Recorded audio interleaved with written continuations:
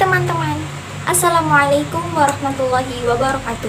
Sebelumnya perkenalkan, nama saya Ade Risma Andriani dari SMK SFTI Makassar, kelas 11 Kimia Industri 2. Baik, di sini saya akan menjelaskan beberapa tentang materi dari teks eksplanasi. Salah satu dari kalian pasti sudah tahu kan apa sih itu teks eksplanasi? Yang belum tahu, sini deh merapat. Jadi, teks eksplanasi adalah teks yang menjelaskan tentang proses terjadinya atau terbentuknya suatu fenomena alam atau sosial. Ciri-ciri dari teks eksplanasi antara lain, yang pertama bersifat faktual, yang kedua bersifat keilmuan, yang ketiga bersifat informatif, yang keempat bersifat tidak persuasif, dan yang kelima berfokus pada hal umum. Struktur teks eksplanasi terbagi menjadi 3.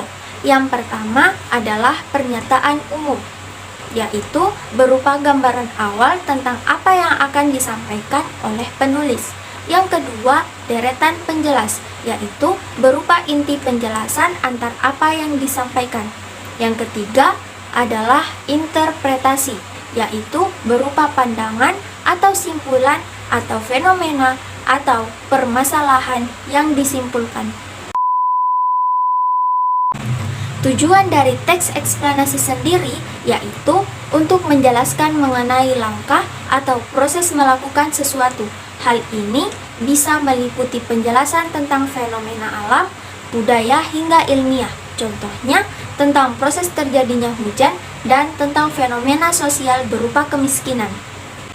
Beberapa kaidah kebahasaan dari teks eksplanasi. Yang pertama, fokus pada hal umum, bukan persitipan manusia. Contoh, tsunami, banjir, gempa bumi, hujan, dan udara. Yang kedua, dimungkinkan menggunakan istilah ilmiah. Yang ketiga, lebih banyak menggunakan verba material dan verba relasional atau kata kerja aktif. Yang keempat, menggunakan konjungsi waktu dan kausal. Dan yang kelima, menggunakan kalimat pasif. Adapun langkah-langkah dalam membuat teks eksplanasi.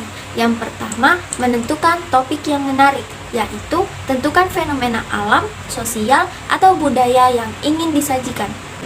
Yang kedua, membuat rancangan kerangka teks, yaitu buatlah kerangka karangan berdasarkan struktur teks eksplanasi, antara lain identifikasi fenomena, penggambaran rangkaian kejadian, dan ulasan.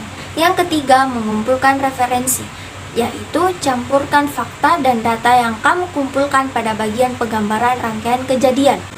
Yang keempat, mengembangkan teks, yaitu kembangkan kerangka karangan hingga menjadi teks eksplanasi yang utuh. Yang kelima, menyunting teks, yaitu periksa dan baca kembali teks yang telah kamu buat, sunting jika ada kalimat yang tidak sesuai atau kesalahan dalam penulisan. Itulah tadi sedikit penjelasan dari saya mengenai materi teks eksplanasi. Lebih dan kurangnya mohon dimaafkan. Saya pamit undur diri. Wassalamualaikum warahmatullahi wabarakatuh. Dadah guys, sampai jumpa di video selanjutnya.